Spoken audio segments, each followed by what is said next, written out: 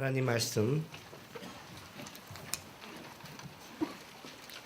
사사기 8장 10절에서 21절까지입니다.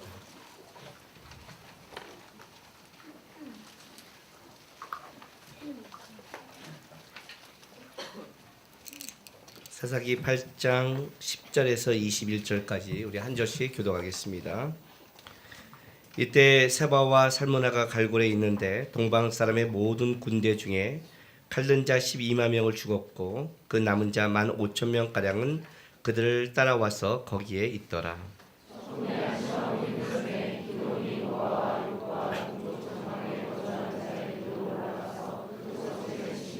세바와 살무나가 도망하는지라 기드온이 그들의 뒤를 추격하여 미디안의 두 왕 세바와 살무나를 사로잡고 그 온 진영을 격파하니라.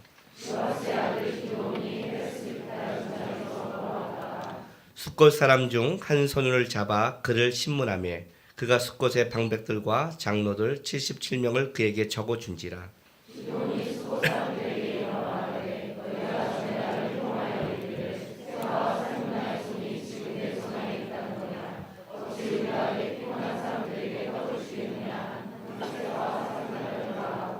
그 성읍의 장로들을 붙잡아 들가시와 찔레로 숫곳 사람들을 징벌하고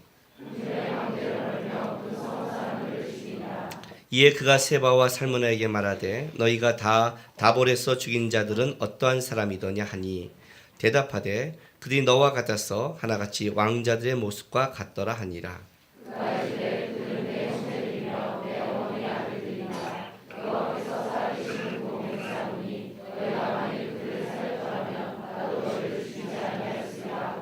그의 맏아들 여델에게 이르되 일어나 그들을 죽이려 하였으나 그 소년이 그의 칼을 빼지 못하였으니 이는 아직 어려서 두려움이었더라.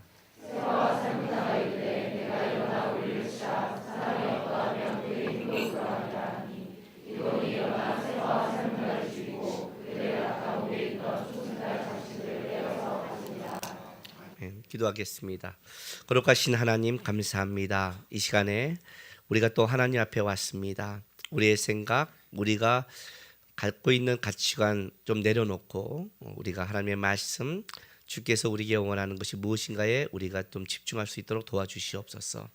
말씀을 전하는 부족한 종의 입술과 마음을 지켜주시고 말씀을 듣는 하나님의 백성 가운데 깨닫게 되는 역사, 그리고 말씀을 갖고 돌아갈 수 있는 은혜의 역사가 있을 수 있도록 인도하여 주옵소서.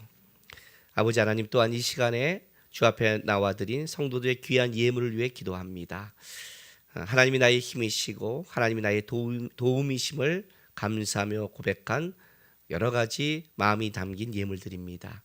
기쁘게 받아주시고 또 우리 성도들의 삶 가운데 하나님 역사하여 주셔서 영육간에 채우시고 하나님이 내 인생 속에 살아 역사 간섭하심을 맛보고 고백될 수 있도록 도와주시옵소서.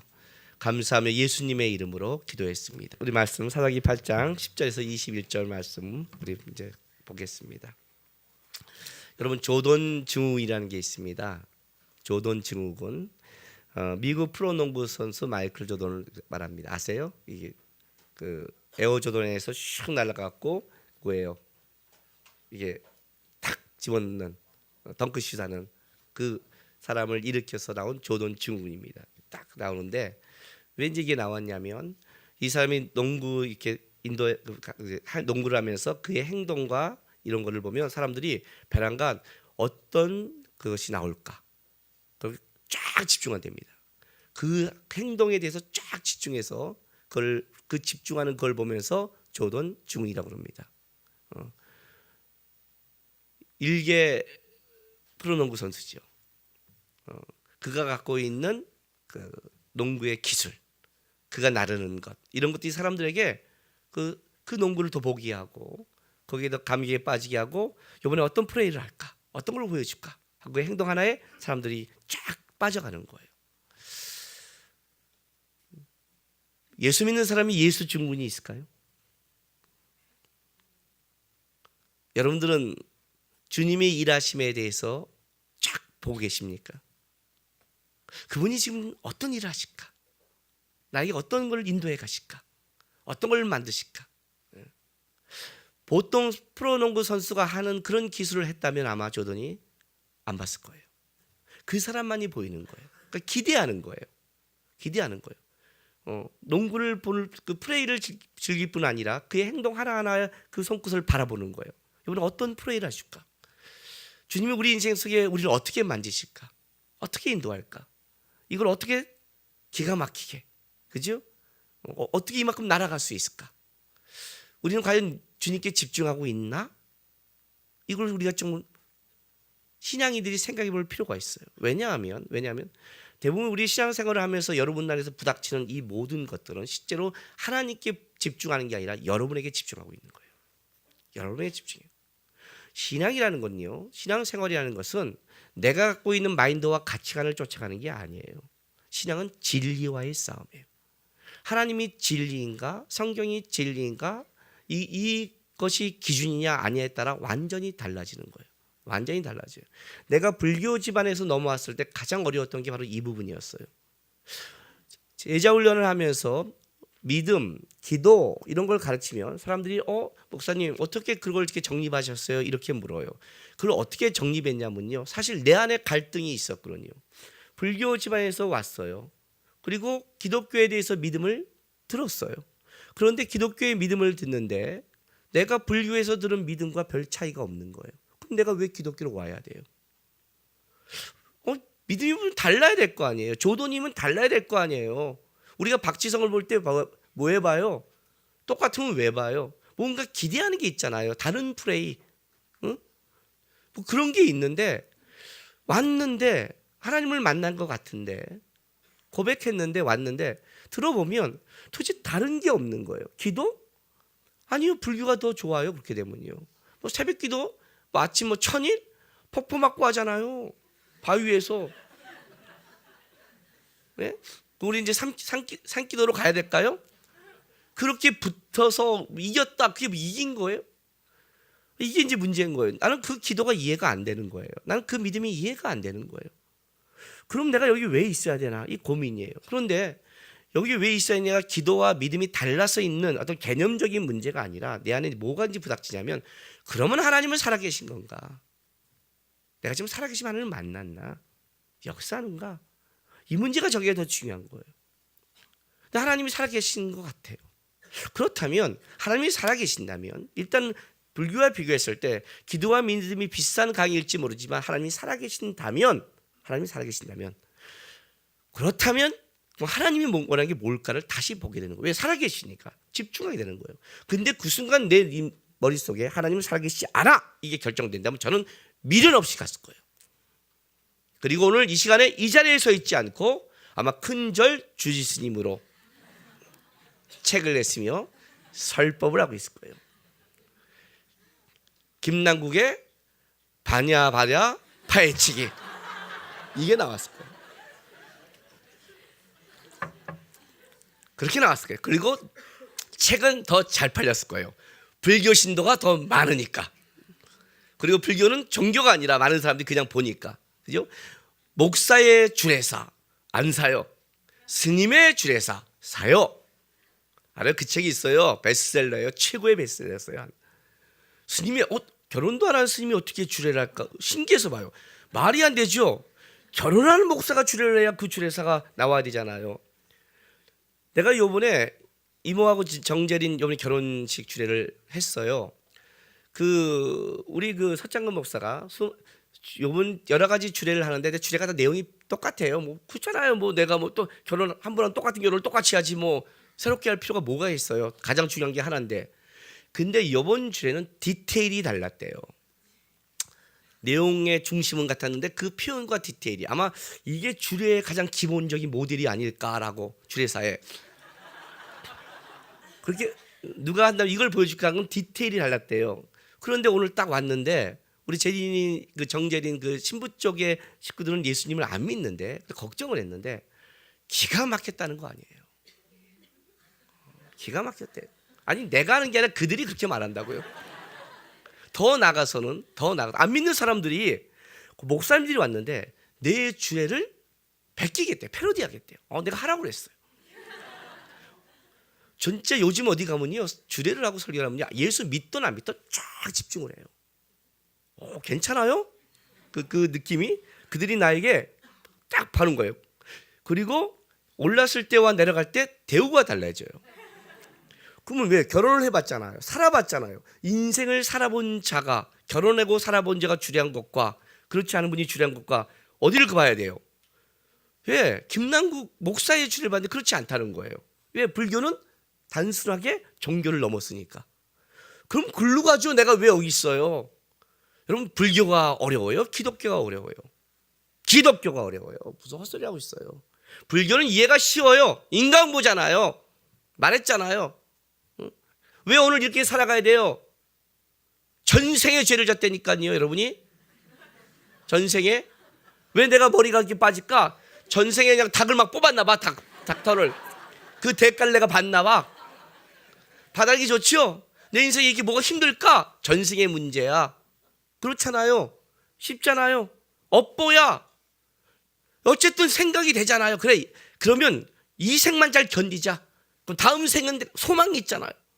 어쨌든 기독교는 왜 그럴까? 하나님의 뜻이래. 어떤 하나님의 뜻? 몰라요. 몰라요. 왜 내가 그런 일을 당할까? 몰라요. 내가 왜 그런 일이 있을까? 모른다니까요, 여러분. 목사가 설교할 때 하나님의 영광 같아서 알고 한 줄 아세요? 몰라요. 그 여러분 얼마나 답답하겠어요. 모르고 설교한 거를 모르고 들으니 뭔가 아멘하고 돌아가는데 적용이 안 돼. 아니 목사도 안 되는데 여러분이 되겠어요? 그렇지 않아요?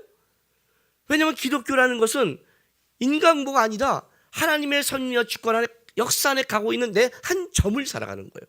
그러니 이걸 보고 어떻게 알겠어요? 그림과 디자인이라는 것은 전체를 봐야 하는데 전체를 볼 실력이 우리에게 없단 말이에요. 그건 하나님이 만드신 역사고 하나님이 만든 예술과 작품인데 그 한 일부에 우리가 어떻게 그걸 받아들이겠어요? 굉장히 어려운 거예요, 여러분. 이스라엘 백성들이 살아갔을 때 자기가 왜 광야에서 죽었는지 알았을까요? 왜 하나님이 자기를 선택한 줄 알았을까요? 내가 왜 홍해를 가는 걸 알았을까요?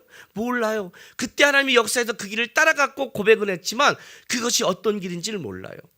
말했잖아요. 여호와 이레 아브라함이 이삭을 바친 장면이 아브라함의 믿음에서는 부활과 생명이 되신 주님을 만나서 내가 이 이삭을 죽여도 이걸 하나님이 살릴 걸 믿고 이삭이 하나님께 있는 그 하나님을 발견했지만 그 이삭의 여호와의 이레가 나중에 예수 그리스도를 준비하는 여호와의 이레일지를 아브라함이 알았겠냐는 거예요. 모르는 거죠. 거기까지 아브라함도 몰라요. 힘이 하니까. 주님이 우리는 다시 오실 걸 믿어요. 재림의 주님을 믿어요. 어떻게 오실 걸 여러분이 어떻게 알아요? 모르잖아요. 뭐 구름 타고 오신다, 나팔 불 때 오신다, 뭐 막연하게 이렇게 막연하게 알고 있지 어떻게 오신지를 모르잖아요. 모르는데 믿고 가는 거예요. 얼마나 어렵겠어요. 기독교가 어려운 거예요. 그래서 기독교는 내 삶의 정황과 상황 속에서 그걸 파악하고 생각하고 나온 다음에 해답이 없어요. 어디 있어요? 하나님께 있어요. 하나님께 있다니까요. 내가 어디를 가는데 그 길을 다 알아서 안심한 게 아니라 운전한 그분을 믿기 때문인 거예요. 운전한 분이. 예? 운전자가 누군지에 따라 다르잖아요. 가끔가다 딱 우리 둘러서 걔가 운전하면 우리가 다 잠을 못 자요.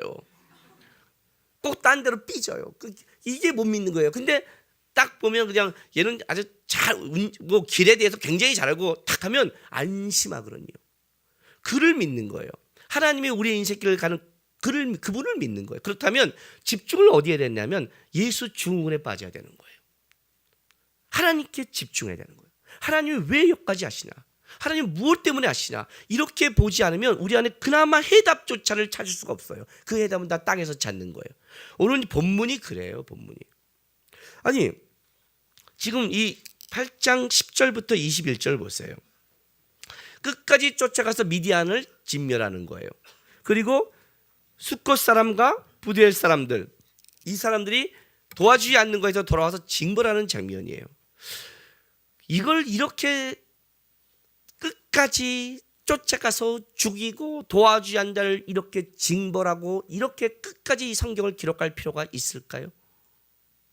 가끔 저는 성경을 보다 보면 어떤 때는 왜 하나님이 여기까지 이런 걸 끝까지 기록할까 하는 의문을 빠져요. 왜냐하면 여러분 사사기를 조금만 더 한번 넘겨보세요. 10장으로 한번 가보세요.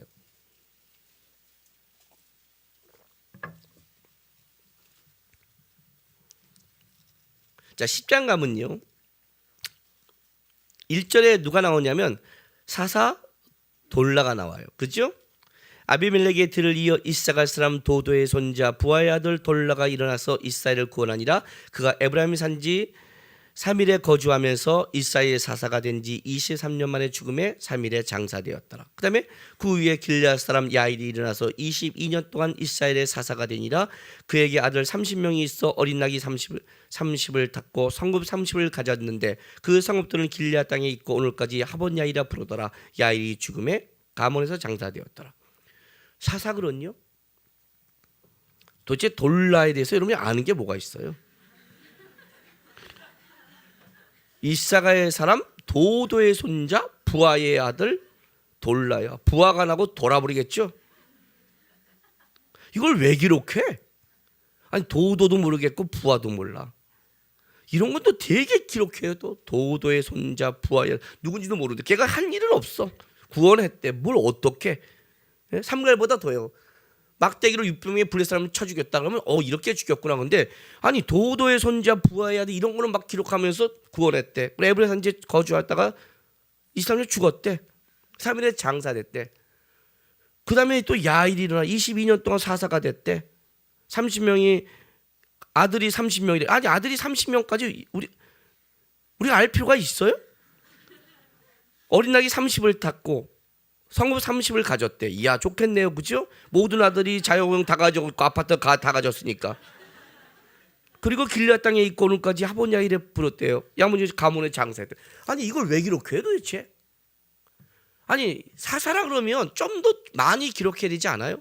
나 같으면 여기를 많이 기록하고 이 10절부터 21절 이 긴 거 이걸 좀 짧게 하면 되냐? 끝내면 되잖아. 미디안 사람 죽여버렸고 와서 숫고 부대를 사람 진멸하고 끝냈다 하고 한 줄로 딱 끝내버리고 이 긴 줄을 성경이 저쪽에 진짜 사사들의 구원의 역사에 기록해야 되는데 어떤 때는 하나님이 이쪽을 싹 빼버리고 어떤 때는 또 이걸 확 기록하고 아니 왜 이런 식으로 할까 이런 생각이 드는 거예요. 성경을 보면 그런 게 있죠.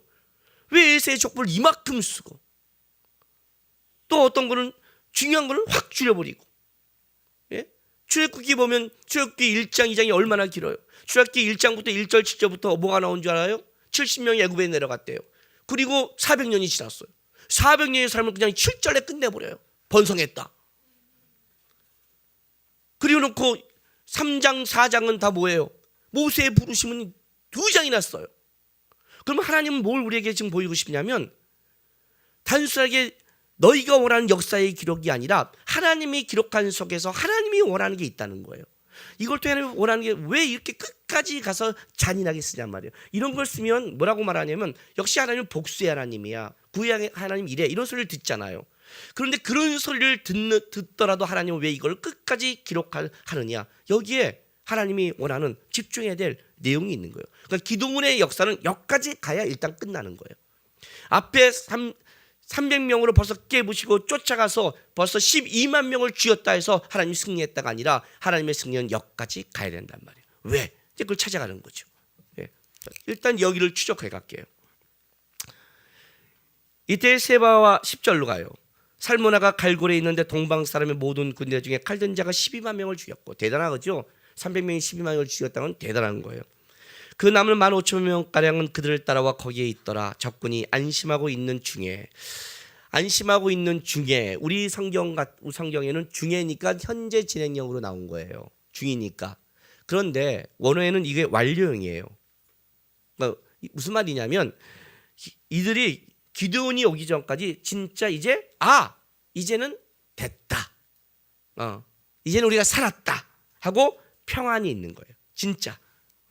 그래서 성경이 지금 뭘 강조하고 싶냐면 그들이 막 도망가서 15,000명이 있으면서 이만큼 도망갔으면 이제는 살았구나.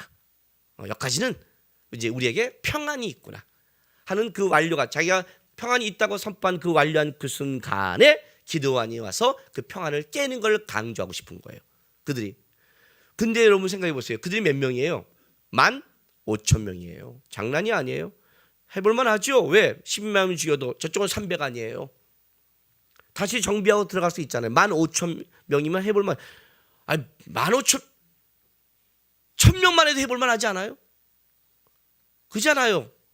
그러니까 얼마나 일단 많이 죽었지만 평안이 있는 거예요. 그래 다시 정비하면 돼. 하고 딱 있는 중에 그때 기드온이 노바와 욕부와 동쪽 장막에 거주하는 길로 올라가 그 적을 치니. 자, 장막에 거주하는 길, 장막, 천막을 얘기하는 거예요. 그러니까 천막을 치고 잠시 거주하는 이게 뭐예요? 유목민들과 대상들이 다니는 길을 말하는 거예요. 이해가 되세요? 잠시 천막을 치고 가는 사람들의 길. 그러니까 이건 어떻게 보면 지름길이죠. 그러니까 유목민들과 대상들이 상인들이 가는 길이라면 그들만이 알는 길이잖아요. 글로 기드온이 뭐예요? 돌아서 기습 공격하는 거예요. 기드온이 지금 기습 공격에 대해서 맛을 보기 시작했어요. 그리고 이건 기습 공격을 할 수밖에 없어요. 왜냐하면 여전히 그들은 강한 거예요. 15,000명은 강한 거예요. 여기는 300이기 때문에. 그래서 끝까지 쫓아가갖고 기습 공격하는 거예요. 세바와 살므나가 도망하는지라 기드온이 그들 뒤를 추격하여 미디안의 도왕 세바와 살므나를 사로잡았고 그 온정을 격파하니라. 격파했어요. 자, 떨다 두렵게 하다는 뜻이에요. 떨다 두렵게 하다. 더 나가서는 공포로 몰아넣다는 의미가 있어요. 단순하게 격파하고 이겼다는 정도가 아니라 어디까지 갔냐면 그들을 공포로 몰아넣은 거예요. 300명이. 이 공포는 단순하게 우리가 영화 보는 300 그걸 보는 게 아니에요. 그런 영화를 얘기하는 전사들의 얘기가 아니라 그들이 이제 미디안을 공포로 몰아넣고 주변을 공포로 몰아넣었어요. 어떻게 운 좋게 이긴 게 아니라는 거예요. 꼼꼼한 데 가고 횃불과 나팔 소리에 막 하나님이 하셨는데 그들의 생각에는 우리가 깜깜했고 우리가 우리를 죽여서 우리가 진짜 실수했다는 인간적인 전쟁이 아니라고 말하는 거예요. 이걸 끝까지 지금 보여주고 싶은 거예요. 가서 300이 격파했어요. 뭐가 바뀐 줄 알아요, 여러분? 처음에 전쟁은 이렇게 됐어요. 횃불과 나팔로 시작했어요. 기드온이 처음엔 떨었어요. 진중에 가서 그 적군이 얘기하는 꿈의 얘기를 듣고 힘을 갖고 와서 내려갔어요. 그들이 싸운 게 하나도 없어요. 왜? 하나님이 하시니까. 그냥 나팔 불고 했어요. 믿음으로 했어요. 그랬는데 어떤 일이 뭐냐면 그들이 박살나기 시작한 거예요. 그런데 그 다음에는 어떤 일이 벌어졌냐면 단순히 횃불과 나팔이 아니라 이제는 진짜 300명의 전사가 된 거예요. 이제 이들은 믿음을 갖고 추격자가 된 거예요. 쫓아가는 거예요.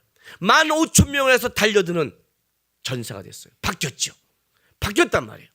하나님이 단순하게 기도를 통해서 300명으로 이겼다는 정도를 말하고 싶은 게 아니라 이제는 이들이 하나님과 함께 이 전쟁의 승리자의 모습으로 탈바꿈을 시키는 거예요. 15,000명이 있어도 여전히 강하지만 이제는 기습하면서 쫓아가서 끝까지 승리해서 주변 사람이 뭘 보여주냐면 공포로 몰아넣을 만한 함부로 이스라엘을 터치하지 못할 정도로 그 300명이 보통 300명이 아닌 자들로 만들어버리기 시작한 거예요. 하나님이요. 그리고 나서 보세요. 13절 요아스의 아들 기드온이 헤레스의 비탈 전쟁에서 돌아오다가 헤레스는 태양이란 뜻인데 어떤 그 언덕빛 이제 전쟁에 돌아오는 거예요. 숫곳 사람 중 한 소년을 잡아 그를 신문하매 그가 숫곳의 방백들과 장로들 77명을 그에게 적어준지라 이렇게 된 거예요. 여기 이 소년이라는 단어 성경의 이 소년이라는 단어는요 어디까지 사용하냐면 진짜 어린아이 그리고 청소년 그리고 장성한 청년까지를 사용하는 단어가 이 소년이라는 단어예요. 그래서 이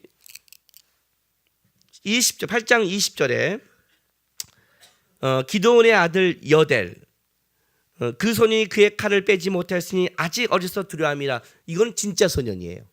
진짜 소년. 전쟁에 참여하지 않고 300명에 포함되지 않는 그 소년이에요. 그런데 이 앞에 있는 소년은 어떤 소년이냐면 장로들 77명을 적어줄 수 있는 소년이에요. 그렇다면 이거는 어린 소년이 아니라 숫곳 사회를 잘 알고 있는 자예요. 특히 글을 알고 쓸 수 있다면 아마 숫곳 사회의 서기관도 아니겠는가 그렇게 보는 거예요. 그러니까 그 사람이 딱 적어줬어요. 적어줬더니 자 봐요. 15절에 기드온이 숫곳 사람들에게 이르러 말하되 너희가 전에 나를 희롱하여 이르기를 세바와 살므나의 손에 지금 내 손 안에 있다는 거냐? 어찌 우리가 내 피곤한 사람들에게 떡을 주겠느냐? 한 그 세바와 살므나를 보라 하고 보여주고 그 성읍 장로를 붙잡아 들가시와 찔레로 숫곳 사람을 징벌했어요. 그 8장 7절의 말이죠. 기드온이 이르되 그러면 여호와께서 세바와 살므나를 내 손에 넘겨주신 후에 내가 들가시와 찔레로 너희 살을 찢으리라. 이것을 실현시키는 거죠. 그대로. 그리고 부달망대를 헐며 그 성 사람을 죽였죠. 그죠? 그것도 8장 9절의 말씀의 실현이죠. 기드온이 또 부대 사람들에게 말하여 이르되 내가 평안히 돌아올 때 이 망대를 헐리라. 이걸 다시 돌아서 실현하는 거예요. 잔인하지 않아요, 기드온이요? 그죠? 잔인하지 않아요? 돌아와서 진짜 이대로 다 죽여버리니까 죽여버리는 거예요. 그리고 나서 보세요. 18절 이에 세바와 살문에게 말하되 너희가 다볼에서 죽인 자들이 어떠한 사람이냐 하니 대답하되 그들이 너와 같아서 하나같이 왕자들의 모습이었더라. 그가 이르되 그들은 내 형제들이요 내 어머니의 아들이라. 이렇게 나가는 거예요. 여기 강조가 내 형제들이요 내 어머니의 아들이에요. 이건 친형제를 얘기하는 거예요. 그 히브리 사람들이 내 형제라는 것은 친형제를 넘어서 친족까지 내 형제라고 말을 해요. 그래서 이건 단순하게 친족이라는 걸 설명하는 게 아니라 그 다음에 뭐예요? 내 어머니의 아들이라고 그래서 기드온의 형제들이 진짜 죽은 거예요. 세바와 살문에 너희가 만일 그를 살렸다면 나도 너희를 죽이지 아니하였으자 하고 이렇게 나가고 이제 그 아들 장남을 통해 여델에게 죽이라 했더니 그가 못 죽이니까 기드온이 죽이는 거예요. 기드온이 죽이는 거예요. 만약에 그의 형제를 죽이지 않았으면 기드온이 살려줬을까요? 그거 얘기하는 거 아니에요. 하나님의 죽인 자를 그렇게 하는 게 아니에요. 이렇게 말하는 거예요. 너가 죽어야 될 이유를 하나 더 준 거예요. 너가 죽어야 될 이유를. 기드온이 우리 이스라엘의 너는 뭐예요? 위에서 복수도 하지만 내 친형제를 죽인 거에 넌 마땅히 죽어야 될 자라고. 너의 한 행악이 너는 마땅히 죽어야 될 자라는 걸 강조하고 죽여버리는 거예요. 처음에는 어떻게 죽이려면 여대를 통해 죽이려고 했어요. 왜냐하면 소년이 죽는다는 것은요 수치예요. 수치예요. 골리앗이 다윗에게 죽었다는 수치예요.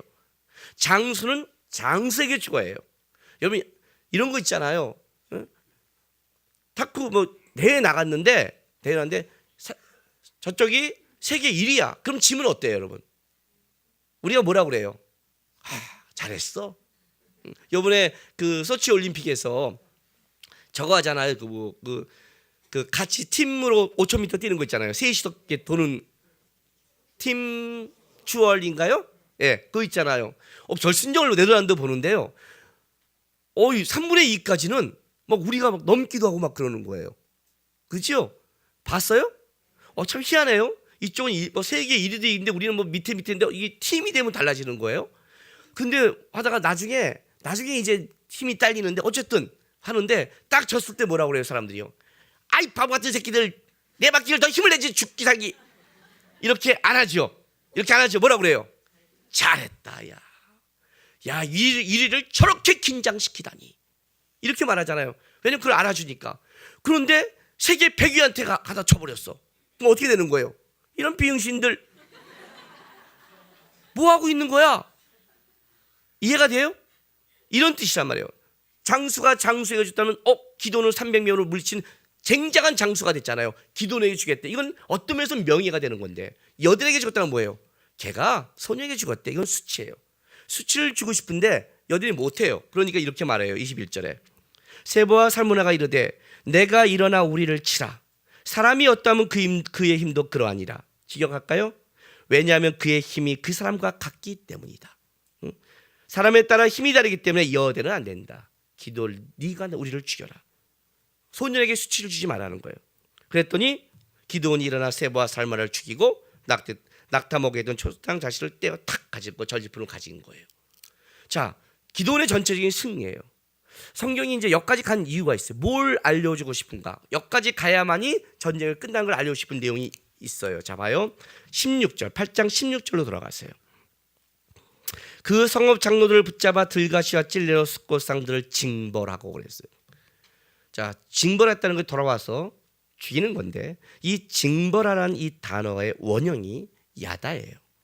들어봤어요? 우리 히브리어 야다 들어봤죠? 알다, 깨닫다, 남녀가 동침하듯이 부부의 관계에 아는 것, 야다. 그래서 성경에 하나님을 알 때 뭐를 써요? 야다. 이렇게 쓰는 거죠. 알다, 깨닫다요.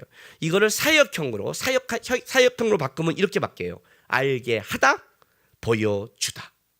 이렇게 바뀌는 거예요. 그렇다면 이 징벌은 뭐냐면 하나님이 그들에게 하나님의 뜻과 하나님의 살아계심과 하나님의 역사에서 보여준 사건이고 알게 한 사건이에요. 단순하게 기드온이 지금 이 전쟁에서 이제 우리가 힘을 가졌으니까 그동안 우리를 한 자를 보복하는 차원을 넘어서서 끝까지 세보와 살문을 쫓아가서 죽이고, 그리고 숫곳산과 부대에서 망대를 한 게 뭐냐면 너희의 평안, 너희의 안정이 하나님께 있다는 것을, 그 하나님의 전쟁 속에 그걸 알아보지 못하는 것에 대해서 알게 해주는, 그걸 징벌로 통해 알게 해주는 사건이었어요.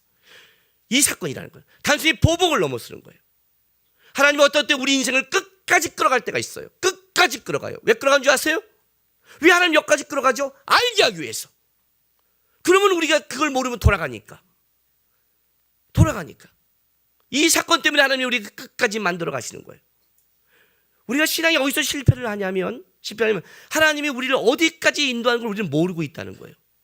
근데 우리는 중간에 다 자기의 생각과 경험 속에서 이걸 생각하는 거예요. 이게 숫곳 사람들이란 말이에요. 자, 다시 8장으로 돌아가 보세요. 6절. 숫곳 방배들이 이르되 세바와 살모나의 손이 지금 내 손 안에 있다는 거냐? 어찌 우리가 내 군대에게 떡을 주겠느냐? 이해가 됐어요? 지극히 이 판단은 옳은 판단이에요. 틀린 판단이 아니에요, 여러분. 우리가 성경을 볼 때 한 가지 알아야 될 게 있어요. 내가 그걸 판단하는 그 순간에 인간적인 경험으로 그게 100% 옳아요. 왜? 아직 15,000명이 살아있잖아요. 300명이 운 좋게 인달자도 아직 15,000명이 살아있잖아요. 그렇잖아요. 그런데 15,000명과 300명이 어디에 걸겠어요? 자, 올림픽을 해요. 어떻게 세계 2팀을 이겼어요? 오! 놀라운 일이 벌어졌어요. 자, 그러면 세계 3위 팀이 있고 4위 팀이 있고 1위 팀이 기다려요. 그럼 여기 어디에 걸겠어요? 52팀에게? 운이 좋다고 그러는 거죠. 운이 좋은 거 실력이라고 안 보죠. 아주 이쪽에 더 걸죠. 이런 식이란 말이에요. 야, 그거 하나 이겼다고 니네가 됐다고 생각해? 이렇게 말하는 거예요. 인간적인 판단으로 지극히 옳은 판단이에요. 이것 때문에 헷갈리기 시작하는 거예요. 숫곳사람이 틀린 게 아니에요. 그런데 지금 기도는 뭘 보여주냐면 네가 그것이 얼마나 잘못되는 밑에서부터 시작한 판단임을 보여주는 거예요. 징벌했고 깨버림을 말미암아 그것이 헛것임을 보여주는 거예요. 기도는 이렇게 말을 해요, 여러분. 19절 보세요. 그가 이르되 그들은 내 형제들이며 내 어머니의 아들들이라. 그리고 이제 보세요. 멋있는 말을 해요. 여호와의 살아계심을 두고 맹세하노니 너희가 만일 그를 살렸다면. 이해가 되세요? 여호와의 살아계심을 두고 맹세하노니. 오늘 제가 본문 제목을 뭐로 잡았냐면 여호와의 살아계심이에요. 살아계심이에요. 300명으로 이겼다고 끝났다면, 그 전쟁으로 끝났다면 기도는 하나님이 우리와 함께 했다고 분명히 기도는 고백할 거예요. 왜냐하면 기도는 계속 하나님의 길을 따라왔거든요. 그런데 여전히 숫곳 사람들은 그걸 하나님의 일로 보지 않고 있다는 거예요. 여전히 안 보고 있는 거예요. 부대의 사람도 여전히 그걸 하나님의 일로 보지 않는 거예요. 세보와 살문나도 도망가서 15,000명이 있을 때, 야, 쟤네 하나님이 무섭구나, 쟤네 하나님이 우리를 죽이구나, 불안에 떨지 않았다는 거예요. 불안에 떨지 않았어요. 왜? 이제 우리가 평안하구나라고 생각하는 거예요. 그거는 단순하게 기드온이 운이 좋았거나 그때 어떤 신이 왔거나 하는 요 정도로 넘어간 사건이었어요. 하나님은 지금 이 전쟁을 어떻게 끝내면 단순히 기드온을 통해 하나님의 살아계심을 보는 끝낸 게 아니라 숫곳과 부델과 미디안의 모든 방백들에게 두려움을 떨게 하면서 하나님의 살아계심을 증명하기 위해 이 전쟁을 시작한 거예요. 기드온은 여기까지 가야 되는 거예요. 하나님의 살아계심이라는 걸 말할 수 있는. 기드온이 어떻게 바뀌었어요? 자, 6장으로 다시 가세요. 6장 12절.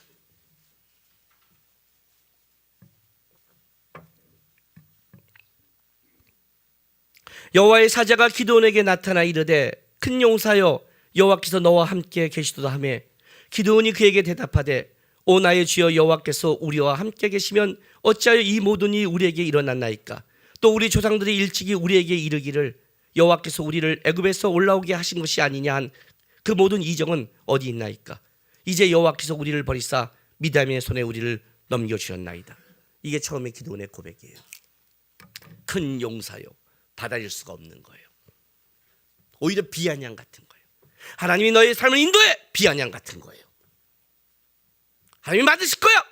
비아냥 같은 거예요. 이 현실에서요. 하나님이 언제 보여준 적이 있어요? 성경에 말한 기적은 어디 있어요? 조상들에게 말한 건 어디 있어요? 하나님 이 얘기를 한 거예요. 이 기드온이 이제 세바와 살몬 앞에 이렇게 말하는 거예요. 하나님의 살아계심을 두고 맹세하노니. 이해가 됐어요? 여기까지 만들어가는 거예요. 기도원을 만들고 기도원을 통해서 뭐예요? 세바와 살모나와 수컷과 부도엘 방백 모든 자에게 저가 하나님의 살아계심을 보여준 사람으로 만들어가는 거예요. 이걸 드러내기까지 이 기도원 전쟁을 끌어가 여기까지 와야 되는 거예요. 그 전까지 오는 게 아니에요, 여러분. 그 전까지 오는 게 아니에요. 하나님이 원하는 데까지 가야 그 해답이 나오는 거예요. 해답이. 여호와 이래 아브라함이 모리아산까지 가서 이삭을 드릴 때까지 가야 결말이 나온다고요. 그 산 밑에까지 가서 돌아와도 그 결말을 못 보는 거예요. 3일 길은 얘기할 수 있겠죠. 내가 3일 길을 갔다, 별을 봤다, 모래를 봤다, 내가 했다, 다 얘기할 수 있겠죠. 얘기하지만 결론은 뭐예요? 여전히 그거밖에 할 게 없는 거예요. 하나님의 얘기를 하려면 거기까지 가야 되는 거예요. 거기까지. 하나님이 그래서 우리 인생을 끌어가시는 거예요. 성경을 보면요, 그래서 우리가 이해하지 못하는 걸 참 많이 얘기하세요. 출애굽기를 보면요, 이스라엘 백성이 부르짖어요. 부르짖어요. 몇 년을, 400년을 하나님이 역사하지 않아요. 어떤 때는 그렇게 하세요. 부르짖는데 역사하지 않아요. 왜요? 그 부르짖음에 끝까지 가야 하나님이 역사의 것을 알기 때문에 그걸 놔둘 때가 있어요. 어떤 전쟁하면 끝까지 추적해요. 멈추고 싶은데 이제 됐어요 하나님 이렇게 해요. 충분히 됐거든요. 다 물리쳤거든요. 근데 하나님 머물지 않아요. 더 가요. 왜 더 가요? 왜냐하면 우리는 하나님이 나에게 원하는 것을 보기 위해 가는 게 아니라 실제로는 안심하고 싶은 거예요. 평안하고 싶은 거예요. 평안하고 싶은 거예요. 저도요 이럴 때가 있어요. 이렇게 감기에 걸리잖아요. 이게 힘들잖아요. 그럼 사역을 막 하잖아요. 그러면 속으로 기도는 안 해요. 기도를 했다가 혹시 잘못 들어졌다가 큰일 나니까 그냥 이 정도면 되는데, 이 정도면 되는데 하나님 그냥 무슨 말인지 아세요? 평안히 쉬고 싶은 마음밖에 없는 거예요. 이 정도면 되는데. 원래 제 비전이 뭔지 아세요? 아시죠? 30-30 비전. 65세 은퇴하는 거였어요. 교회가 빨리 자라서 원로 목사로 사례비를 준다면 60에 은퇴해도 전 좋아요. 우리 장로님들이 해줄지 안 해줄지 모르겠지만 그 월급 다 받고 놀러 다니는 거예요. 누가 그러더라고요. 목사님 은퇴하면 뭐 하세요? 목사님 은퇴하면 할 일이 없잖아요. 무슨 할 일이 없어요. 나같이 놀기 좋아하는 사람이. 저는 할 일 많아요. 잘 놀아요. 나는 일만 쫓는 목사가 아니에요. 신나게 놀 수 있어요. 노는 게 뭔지를, 목사가 노는 게 뭔지를 진정으로 보여줄 수 있는 목사는 저예요. 들로스의 선교사들이 못하게 해요. 지네 끝까지 71세까지 사역하면서 길을 후원해야 된대요. 중간에 다른 사람이 오면 후원은 받기 힘드니까 끝까지 나무래요. 달려드는 이 떼거리 때문에 일을 악물고 10년을 더 일을 해야 돼요. 이해가 되세요? 근데 내가 왜 쉬고 싶까 했어요. 여러분 쉰다는 것은 진짜 쉰다는 건 천국에 가야 되잖아요. 이런 게 있는 거예요. 그 10년의 싸움이 어떨 때는 싫은 거예요. 사역을 한다는 것은 설교만 하는 게 아니거든요. 믿음의 싸움이 있거든요. 성도와 또 하나님이 주신 나라와 세상과 목사의 책임과 이런 싸움을 하는 거예요. 이런 싸움을 하나하나 해가는 게 지치는 거예요. 그럴 때가 있어요. 지치면 나도 쉬고 싶고 편하고 싶은 거예요. 왜 그런 줄 아세요? 만약 우리 교회가 50명이면 내가 이 말이 나올까요? 쉬고 싶어요. 주님이 쉬어라 그럴 거예요. 그럼 나는 어떻게 되는 거예요? 아니죠. 좀 이제 조금만 더 하고 쉬어도 이제는 쉴 수 있는 뭔가가 있겠구나 하는 뭔가 내 눈에 보이는 평안이 온 거죠. 그죠? 예. 그게 아니라고요, 하나님이요. 그게 아니라고요. 내가 이 땅을 살아가는 게 안심하고 평안을 위해 살아가는 게 아니라 나를 통해 살아계신 하나님의 이름을 드러내고 싶은 하나님의 계획 속에 내 인생이 흘러가고 있는 거예요. 소금강을 가보셨어요? 소금강 그랬더니 강인 줄 알아요, 사람들이. 아이들이. 그죠? 애들이 소금이 있는 강. 아니라 금강산에 작은 금강산이라고 해서 소금강산이 있어요. 거기를 둘러싸 함께 처음 그 엔트를 갔을 때 어떻게 우연히 지나가다가 머물렀는데 소금강이에요. 그래서 누가 말하는 거야? 이 산이 너무 아름답대요. 그래서 계획도 없이 올라갔어요. 그래, 그러면 시간이 남으니까 잠시 올라갈까 하고 뛰어 올라갔어요. 근데 계곡을 돌 때마다 탄성이 나오는 거예요. 우와! 돌 때 우와! 그래서 중간에 잠깐만 올라갔다 올게가 잠깐이 아니라 야, 몇 시까지지? 갈 때까지 가보자. 이렇게 된 거예요. 왜냐면 한 바퀴 돌고 두 바퀴 돌았을 때 우와! 그러면 내려왔을 텐데 우와! 우와! 우와! 계속이에요. 금강산은 얼마나 아름다울까 그래서 한번 가보세요. 우와 와 하고 올라갔어요. 그 정점에 왔는데 이제 어느 중간 턱에 왔는데 시계를 딱 보니까 내려갈 시간이에요. 그럼 밑에 애들이 무작하게 기다려야 돼. 우리가 꼭대기까지 가면 얘는 밤까지 기다려야 돼. 얼마나 열받겠어요. 자기는 밑에서 쉬고 잠시 갔다 온 사람들이 그때는 연락도 안 되니까 핸드폰도 없으니까. 그러니까 어떻게 해야 되는 거예요? 딱 아쉬움을 먹고 내려오자 그랬어요. 내려오자. 갔어요. 그리고 내려오면서 이렇게 말했어요. 언제 다시 오자. 언제 다시 갔을까요? 그거에 대한 아쉬움이 굉장히 많은 거예요. 그러다가 하람이 하준이와 집사람을 데리고 어디 한번 가자 그럴 때 그때 소금강을 다시 갔어요. 그리고 다시 물을 넣고 점심을 넣고 올라가기 시작했어요. 여전히 아름다웠어요. 그리고 내가 올라간 그 부분을 선녀탕까지 올라갔는데 선녀를 못 봤으니까 또 올라가서 제일 끝까지 올라갔어요. 그 이후부터는 아름다움이 아니라 거친 산이 된대요. 나는 거친 거는 싫거든요. 볼 게 없는 데까지 올라가서 거기서 물을 담그고 쉬면서 내려다 봤어요. 그리고 내려오면서 천천히 모든 전경을 보고 내려왔어요. 아쉬움이 사라졌어요. 이해가 되세요? 하나님의 나라는 이보다 더해요. 주님이 내 인생을 인도하는 건 달라요. 절벽인 줄 알았어요. 이렇게 인도하신 거예요. 우와! 막힌 줄 알았어요. 우와! 끝난 줄 알았어요. 우와! 망한 줄 알았어요. 우와! 내 인생에 왜 이런 게 있었지? 반전이 있어요. 우와! 이걸 맛보면 멈출 수가 없어요. 나는 나를 기대해요.